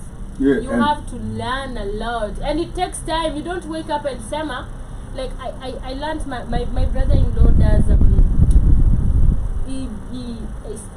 Airbnb, like a lot. And when my sister was starting, she had to like come under her wing. like amfunze cause alikuwa anafungua BNB I do anajiuliza how comes na umse yata atafuti watu naona ni clients ndadi wanamtafuta cause he's been in the game for like 10 years and above. He knows what it takes. So if you go like networking exactly, that is how it helps you because wewe pia clients ataanza kukuja kwako directly. You have to learn under somebody. Yeah, and on the whole notion, right? If you've read Rich Dad Poor Dad, you understand that whole conversation of what this man is saying, that it's a scam being employed. But understand how that statement comes from a position of privilege. Yeah, exactly. Okay? So if you're out there and you're seeing people say employment is a scam, yet you're looking for work, don't get disheartened. Exactly. Stick to what you're doing, trust what you're doing, get yourself that job, put yourself in a position where you can be able to start that business you've been thinking about, because you have the finances too, because you have the stability of life too, because you can actually sustain this business until it's profitable from what you're making at the time. There's a question you were asking back then. If you were given, I think it was like 500k, was it 500,000 or a million shillings cash, and or rather you take a salary of 200 Gs, what would you go for? Salary? Per month. Yeah. For a lifetime. Yeah. They didn't say for a lifetime. It was just like that. If you had to choose. So it depends with the time. I might be getting paid 200k one time. Yeah. So Z, come on, Evo Z, give me the milli. Yeah. But if Keep your salary. keep your salary. But if you're telling me that I can make 200,000 every month for the next 10 years versus giving me 1 million right now, give me the 200,000 shillings. But my unpopular opinion on finances and business, that you're ending up on that, is something I learned from a man who taught me a lot. His name is Julian Kuhn. I don't know if you know Julian Kuhn. He founded Mode. So this man, I don't know, it was in 2009, went to Safaricom and then told Safaricom, so many people are suffering because they don't have airtime at the moment. So why don't you allow me to be lending out airtime to people? Then when they pay, when they don't pay, the loss is on me. When they pay, I'm gonna get the 2 bob from the 20 shillings, the 5 bob from the 5 shillings. And then CEO of Safaricom, who was a very good man and made Safaricom grow. What is his name? Michael. That white man. Michael Joseph. So Michael Joseph was like, so he was telling us this story. So Michael Joseph was like, what am I losing anyway? If people don't pay, the loss is on you. So go ahead with it. And he went ahead with it. And people started off at Jahazi. But back then he did not know what to do. As in, I'm saying you can figure out things along the way sometimes. So in the first year, people never paid back Jahazi. Went into so many losses. Your time hakukuwa na ile ya kukata direct. Hakuwa amefikiria anything like that. So he was like, what watalipa anyway? Let us trust people. We are gonna pay. Never trust people. So they never paid back. Years later, he figured out, I don't have to wait for them to pay. I can deduct it direct on the top up. So goes to Michael Joseph, tells him, wase hawanilipi, deduct too. And Michael Joseph agrees. And right now he's one of the richest people in Kenya, runs Kokwa Jahazi, Airtel Money, runs MTN in Uganda, runs Airtel in Uganda also. So literally, if you have a Jahazi, you owe him money, not somebody. Yes, sometimes you can figure it out along the way. You just need to start. You don't have to have all the details in order. If you feel like this thing can work, it's called the beauty of naivety. Go for it. But you know, it's like gambling. Life is a gamble. Reality, Life is a gamble. You choose your struggle, you know. Yeah, it's the whole notion. If you wanted to climb Mount Kilimanjaro, right, and you actually understood what it takes to climb Mount Kilimanjaro, you wouldn't want to. It's painful.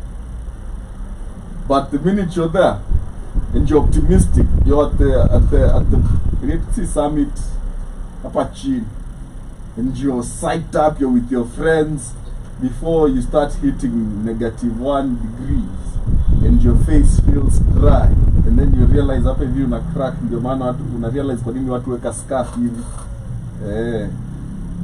It's a very hard thing, but there is beauty in the naivety of believing in your dreams and not realizing the challenges that you're going to face while you chase your dreams.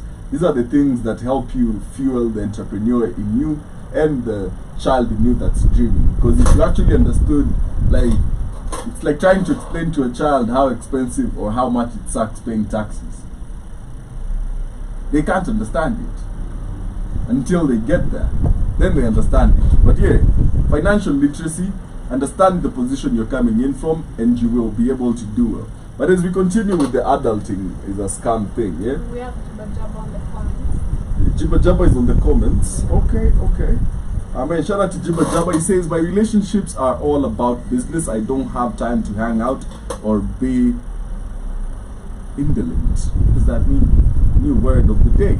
In the US, houses are stolen via online brokers, or your residence can be posted as a rental. People show up to your house after being scammed for rent. Why did you just give Kenyans ideas? Nimeona hii nini inaendelea, like to buy houses on Amazon. Have you seen them? Buy what? Houses. The remote houses. I don't know how they bought it. Na naskamiwa domob. So bought this on Amazon. Actually, no one except us even had a storehouse of toilet paper. More money, more problems. You must have a good foundation first. Exactly. Most people think that their life will be better because they are earning 200k. If you can't manage the 15,000 you have right now, you won't manage 200,000. Yeah, Get worse. Yeah, way worse.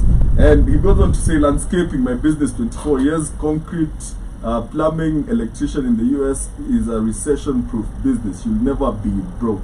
Yes, so landscaping, concrete work, plumbing, electrician, these are jobs even in Kenya. Let me tell you something. Hakuna kitu mbaya kama choo kublock. Yeah. Shei flash choo na yendi. Kwa wenyewe. Hata kwako. Kwa wenyewe na yeye. Out of there, man. Nimefika. Kuja kublock hapa. You get? And young people will look at plumbers and be like, hiyo kazi hata ile kisha mbona nishike chia. Nashinda tu hapo hivyo tu nikinusa tu mamie. Electrician, nani atashinda akigonga maukuta akiekelea mawaya. Yet these people always have work. Have you ever realized that? Like, always. There's this guy, the plumber. Sa ushindanga tu hiyo mraa yetu. Ukimpigia cheki niko Karen kazi, niko wapi, he's always busy. Right?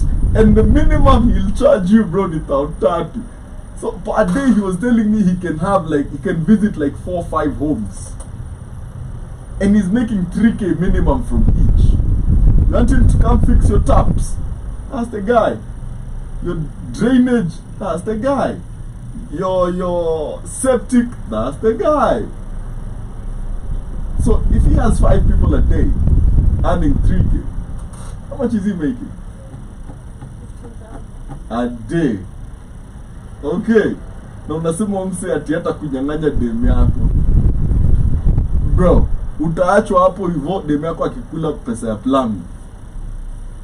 Pia akipatiwa proper plumbing. Demu wengine pia mna aibu. Unakula pesa Ateseka tu hivyo bado nakula fare. Surely mtu wa sewage. Yeah. Ati mtu wa sewage. Kwani hiyo pesa inanuka sewage. Ndio nasema akitafadhali watu waheshimu tu kazi za watu. Ama hii kazi ya kuokota takataka. Garbage collection has mula. Yeah, it has money. There was one guy that was collecting our garbage in Embakasi. One day I met him in Kitengela. Embakasi.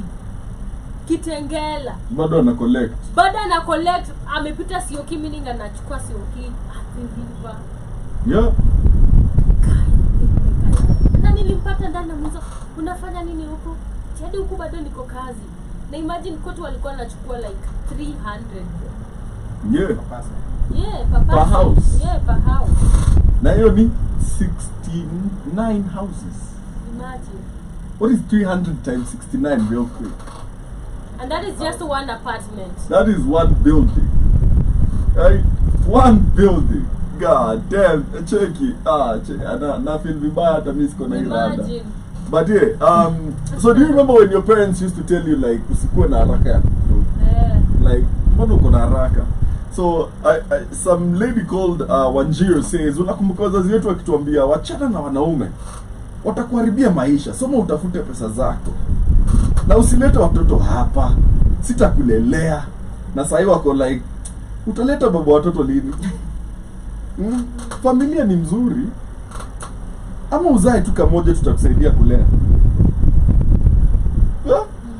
That is that. Yo, man, imenikumbusha mbali back when we used to get pressure kutoka kwa mzazi anakuuliza kwani hata utuletee msichana. Anashuku kwa bendera. Wewe Akuoni msichana. as it was the opposite. Walikuwa ndio na wasichana wengi. Lakini ule. Lakini si late. I'm just out there. But Joby, what has your experience being about your parents with this whole tulia kwanza soma kwanza perspective? Same old thing. Yeah. And until when I finished high school, immediately I was like told, you need to get the F out. You need to give your siblings space. At the age of 20, you're too old to be here. So I had to get the F out. And you ulifukuzwa? Yo. 20. No, actually at 18. So at 20 I had just come back like At 18 to see are you going? If never rudi. Yeah, I tried to reconcile back. Kuna kama nitarudi, nikamua toka hapa. Hii group ulitolewa. You don't belong in this WhatsApp. And It's funny and sad. It's been the same thing the lady is explaining actually. Yeah. We grew up with parents who used to tell us like, kwanza mimi nilikuwa ambapo sishikwe boobs. Yeah, hapo sishikwe boobs, I wish shikwa vizuri sana. Don't allow men to touch your breast, they're gonna become big. You don't hang out with men, you're gonna become pregnant. Like there's a lot of stereotypes, which are not stereotypes. If you're not careful, you're gonna fall into them, But our parents made us be scared of, especially us the ladies, to have friendships with men. Which personally, I'm grateful for having my mom, my mom. Your woman? Yeah. It's okay. She was such an amazing mom because she, unlike my dad, because when I met my dad, things literally shifted for me. But my mom was that woman who allowed me to she cautioned me, this and this is wrong, but I'm not gonna start kufungia for you not to hang out with your friends. Because since I was young, personally, my own personal space has always been with boys. I loved hanging out with boys, unlike girls. I like in a company of just, men and all that. So it's almost the same thing. And I believe every African girl child amepitia the same thing. Yeah. But pressure ya sahi sijui unaleta nani wapi? Mimi usijaribu. Uliniambia niende nikatafute. So nikipata sikuletei. Me don't call me, ask me sijui when are you letting and sijui wewe. Kana wao wako mzeeke tukuje mazishi. Shmadi, what has your experience been? Do you think your parents were right to tell you some kwanza? Mimi kusoma kwanza ama kutoka home? Kusoma kwanza. And are you getting pressure za kamoja ulete kukusaidia kulea? No, I have the most supportive mom, majorly raised by my mom, and she's been very supportive tangu nimalize nikiangalia the way I was raised, it was enda usome. For her, school was number one priority. There is nothing more, nothing less. You have to go to school, you have to go to college, you have to she knew, I don't know why, but she knows that is the only way. So that after that, there was a point in my life I felt really weird because now my younger sister had actually gotten a baby, and so she had gotten a baby. She's living with now the husband and everything, and I'm thinking about my life. I'm like, surely, Shaman, look at you, everybody, you, all your sisters are out there, and I'm feeling like I'm still young, right? So I decide to call her and ask her my mom's perspective, and I'm like, Mom, have have you ever thought about it? I think I was going through a lot because I'm the person who rarely calls my mom for advices unless I'm losing like my mind completely, of which probably it has been once or twice. In fact, if she sees my phone and she hears me cry, she'd be worried because that is not me. So I call her and I'm like, do you think I'm the problem? And she's like, what's wrong with you? Like, what do you mean you're the... And then I bring up the issue. Like, now my younger sister, she's like, are you crazy? Do you look at your age? You still have a lot to actually achieve in life. Stop thinking in that line. You're still very, very... And that made me feel like really comfortable because a lot of people say, once you gonga that 25, they're like, where? Saizi unafaa ukuwe umefanya hii. For her, it has always been, get your bag, be happy first. And then once you start thinking on that lane, then we can talk about that. I've never gotten that pressure of tunataka ulete mtu, tunataka ufanye hivi. Never, ever experienced that. That's why I'm like, wazazi wagani wanafanya watoto wao hivi? Unajua, wewe wazazi wa job. Wewe ndio ulete bwana na uolewe. No, see, niliambiwa toka. I was dating someone who was financially stable. And I don't know, not really financially stable than my dad himself, but alikuwa na doki vyake. So this assumption of African parents, someone who has gone outside, coming back, sijui, wamejaza and all that, and even before him, like, my cards were just playing right. That is all I'll say. Like, I was just attracting nothing but wealthy people. And this made my dad now, I feel like you really need to go. You know, I don't need you here. Like, I feel like you're occupying your siblings' space, and you have men who can take care of you. So get out. That is so sad because and it was not a joke. It was very serious because when you have your wife supporting you on something, you know, bibi yako anamwambia by then ukweli mimi actually by 18 nilikuwa nimeolewa, so wewe hata sijui 20 imekupata anze hapa, you get.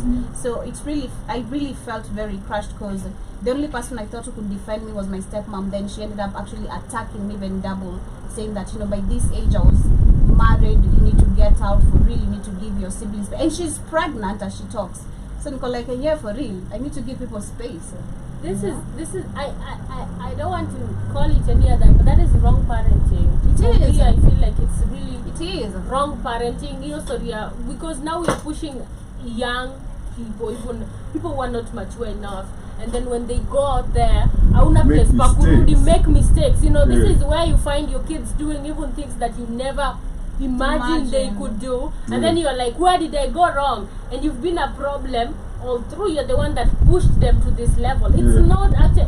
I remember at a certain point, I have a relative, right, married with like a rich person, very, very rich.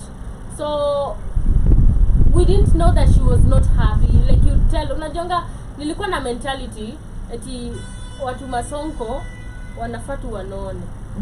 Unajua, I don't know, because maybe I've not been brought from a wealthy family. So I used to have perspective of rich people, they don't suffer, they're supposed to be.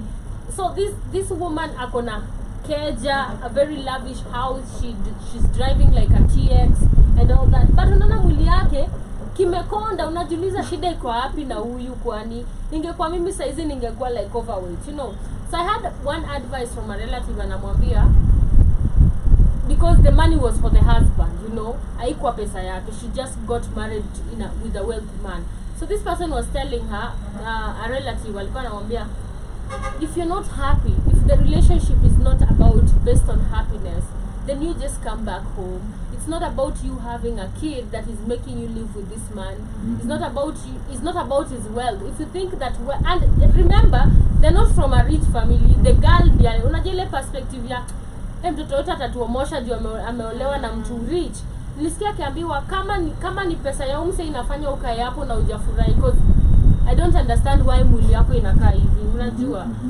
Then come back home, and I get a lot of that. I feel like that is the way. There have been people who have been like, where you're not coming back. You have even seen relatives wanaambiwa, wewe umeletwa hapa na bwana yako, hebu rudi kwake, and this guy beats you up, or in the name of he has paid my dowry, in the name of he helps our family, in the name of he's rich, you know. So unaambiwa wewe baki hapa hata kama unafanyiwa whatever, even if he's mistreating you. And today I was looking at something this woman was saying on social media, saying that the mother advised her, said this: if a man is providing and he is actually giving you a home and your kids are happy, don't go. If he doesn't beat you up, if you see him going to cheat or doing some other things, that is not enough reason for you to walk out. Anaambiwa stay hapo. And this was a mother. Unajua my mom, and this woman is like, I feel like this is a good advice, even if you guys are coming for me. What we were discussing yesterday, right? She actually wrote it on social media. Yes. And I'm like, this is just crazy. In the name of protect the marriage. Ati anakuweka sili, aliandika ati anakuweka instead of kuwekwa comes with finances, right? So the story yako ni finances ndio shida. So ungekuwa na finances zako, ungekuwa unaongea story ya kuwekwa. Sasa probably mamaka kuna hiyo mentality ya wewe unaekwa, mbona unataka kutoka hapo na unajua uwezi jieka na kupigi. So you better be unhappy as much as you can. Heal HIVs and everything, kisonono and whatever, but stay in that marriage so long as he's not beating you na mekupea nyumba. It's just so sad when you have this type of mentality. The under tunafukuzwa home, go. We don't want to see you already at that age, and then mtoto wako will be sick forever. Alafu utakuwa hapo tu, and you won't be there to take care of her when she's sick. Familia inakuacha at this point, you know. It's nuts. It's nuts. It's very crazy. Shout out to. Have you been in that bracket? Where? You're in the marriage. Men. Which bracket? Ya kufukuzwa home. No. Asi ujitoa at 18 tu. But of course, you guys were told, I don't know if men talk to, you know, their boy child about also be careful outside there, because for us we've been told, you know, be careful, don't get pregnant. You guys are told, like, you know, don't get any woman pregnant. That just told me once, told me to get a girl. Yeah, that was very, he did not say it like directly. So we are sitting with him in the car. And African dads never say it directly. And then so we are sitting with him in the car, and he's like, at that point he thought I had a lot of money for his own reasons. And so he tells me in Kikuyu, saizi vile umeanza kupata pesa, heri utafute heri ukuwe na mtu anakula pesa yako lakini ni wako kuliko just random people. He just said that, and that was it. So in English he said, you'd rather have someone who's eating your money but yours rather than random stranger. So I thought he was telling me to get a girlfriend. Actually, he was telling you to get married. No, I can't be serious. So that's the only time he ever told me. Your dad was telling you to get married. But the thing is, have I ever experienced that? My dad never really talked to me about women per se. He didn't. What I was a man would tell me stories about his ex. Of course. He married my mom because the ex, they don't know, did work. So you remember us talking about parents being invested in their kids' relationship? Yeah, that's what exactly. My parents are not invested in my relationship. What? I feel like whatsoever way they are not. They've never been. Never be. They will never be. Listen. Taking your girlfriend. That's what I'm saying. Like, you had a good folk who was not concerned if you ever had a woman and all that when you are ready or when you're ready to introduce. This is what, and this was my mom. This is what she told me. She let msichana hapa na mimba na usiishi maisha ya kumeza madawa. That's enough said. Enough said. And I was like, bado simezi madawa. Hakuna mwenye akona mimba, so I must be doing okay. Hapo kwa kwa mimba mjongeza yet. Unajua, I was a young warthog at the time. Niliambiwa umesaidia sikujike, umefanyia mtoto wetu, umesaidia kijana wetu sana. Nikajua woi. Ulikubaliwa.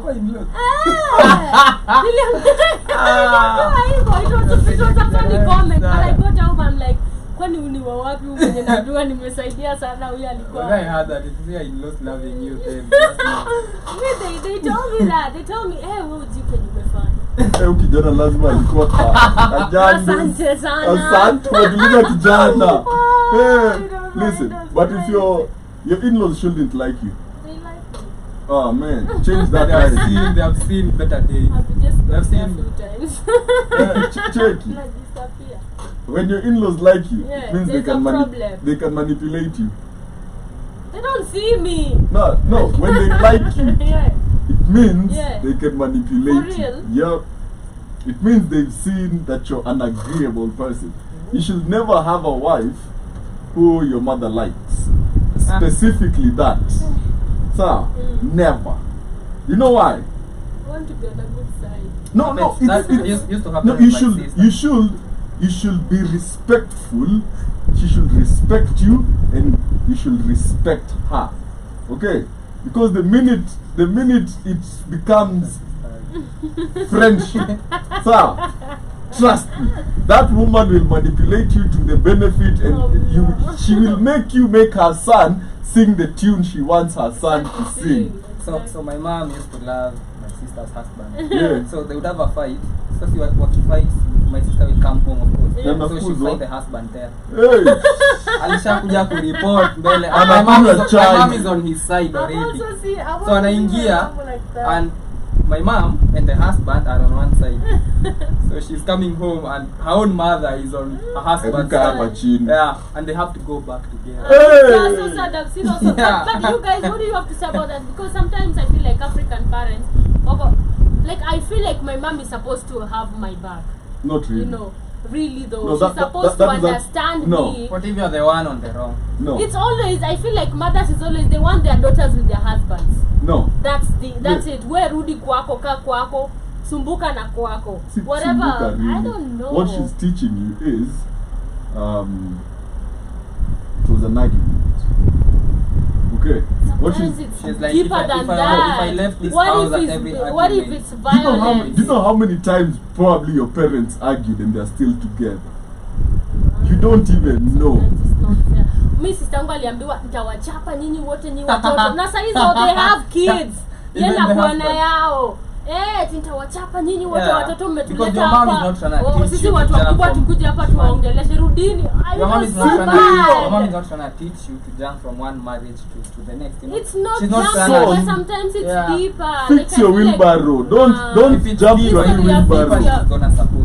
My thoughts regarding that, actually, I don't understand couples who take their issues to their parents. Thank you. Well, It's a good No, it's no, not. listen. It's not. Keep your parents Some out of your banking- marital some affairs. For me, it's not a bad I thing. feel Some like it's banking not. behavior. It For is me, wrong. uh-huh. As for me, it is wrong. Okay. I believe it is my partner and Mimi na yeye, we have a problem. Yeah. Sometimes you need somebody We to know the root of the reconcile you and you know problem. it.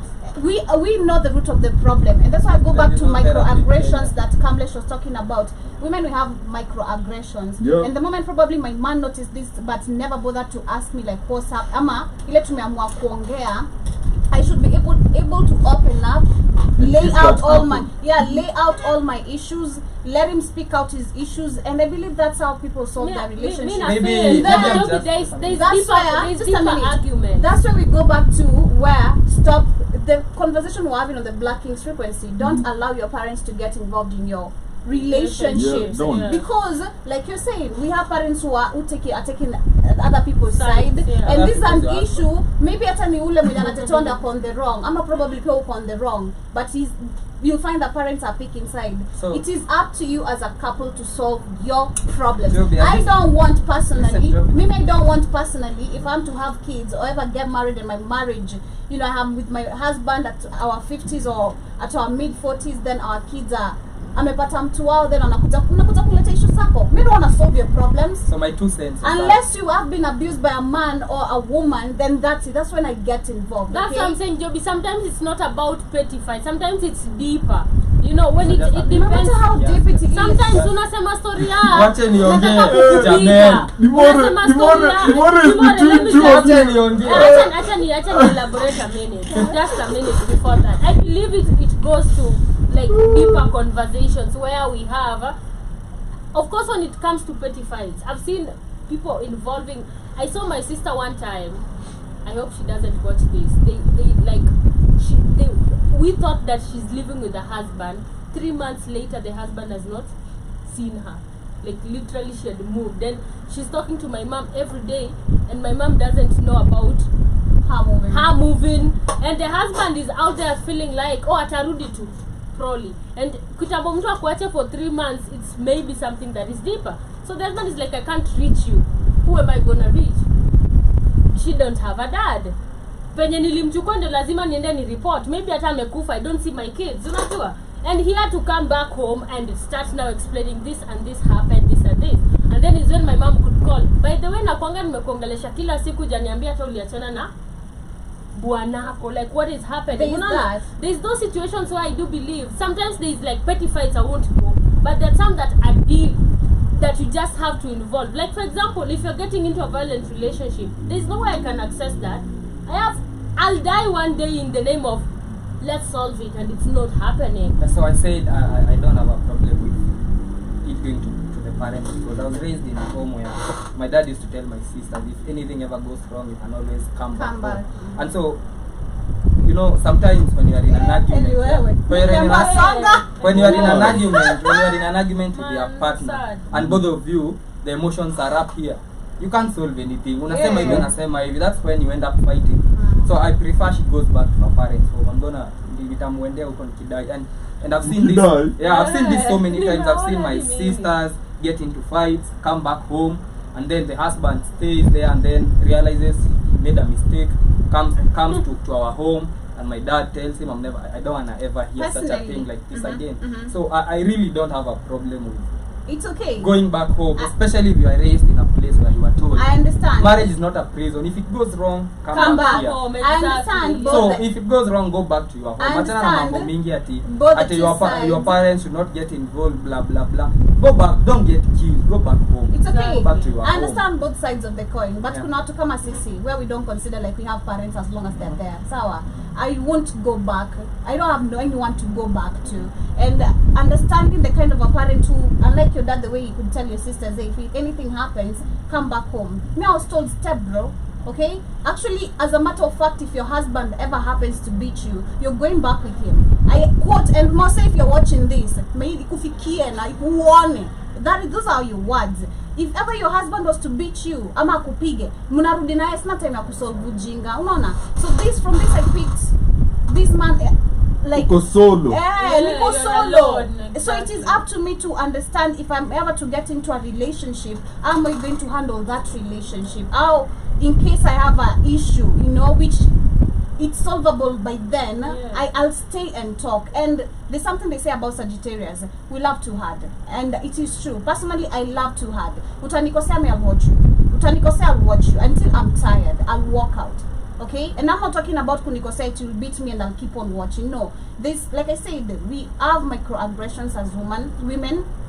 You'll keep on piling up issues, but do you want to talk about it? Yeah, I want to talk about it, and I'm that kind of a person. I'll want to talk about my issues, but not just immediately, okay? I'll pile up my shit, but I'll want to talk about it eventually, because I'm hurting inside. But I don't believe into running into your, because I think I've explained this before with one of my relationships, where I had an ex. Every time tuko na issue, anapelekea madhake, anaenda kuongelesha mamake kuhusu issues zetu. Mimi ni mother-in-law, mother-in-law alicall, Pinye amesema, Pinye. Shout out to Pinye. Man like Pinye. Pinye makes a comeback. I mean, Nico, like, bro, when do you learn to literally just let the issue stay between us? Why does your mom have to know everything we're doing? We bought a new bed. Why does she know we bought a new bed? I mean, I'm just giving an example. Like, keep shit to yourself. And personally, I love the fact that I am able, and in most of my relationships, and like I've said, even if someone cheats me, I want to understand why did you cheat first before I leave you. Nataka kuelewa tu. Niambie, nipe reason, then sawa, from there we good. Sianda. So come, let's assume you're married. If you had a fight with your wife, you prefer she goes back to her parents' place, or she just leaves? So from my perspective, if it gets to a point where we have to involve parents, it's probably pretty ugly. Yeah. Okay. Pretty ugly. But kawaida the African way. Yeah, kawaida couple conversations, disagreements should not lead you to either threatening me that you leave me, to you going back to your parents or whatever. Because if you're constantly telling me at your nitarudi kwetu, then what am I doing here with you? You get? But I'll actually be the one to vacate that space until I can have a constructive conversation with this woman. I shouldn't put her, because you see, this is something as men we don't acknowledge a lot of times. Male privilege is a thing. If you want to know that male privilege is a very big thing, I have never, ever been outside at 2 a.m. thinking about my safety. Get what I mean? Like, I'm good. I'm okay. Now, you've argued with this woman at 2 a.m. You're expecting her to get out and go to her parents' house. What if she's raped out there? What if she's attacked? So as a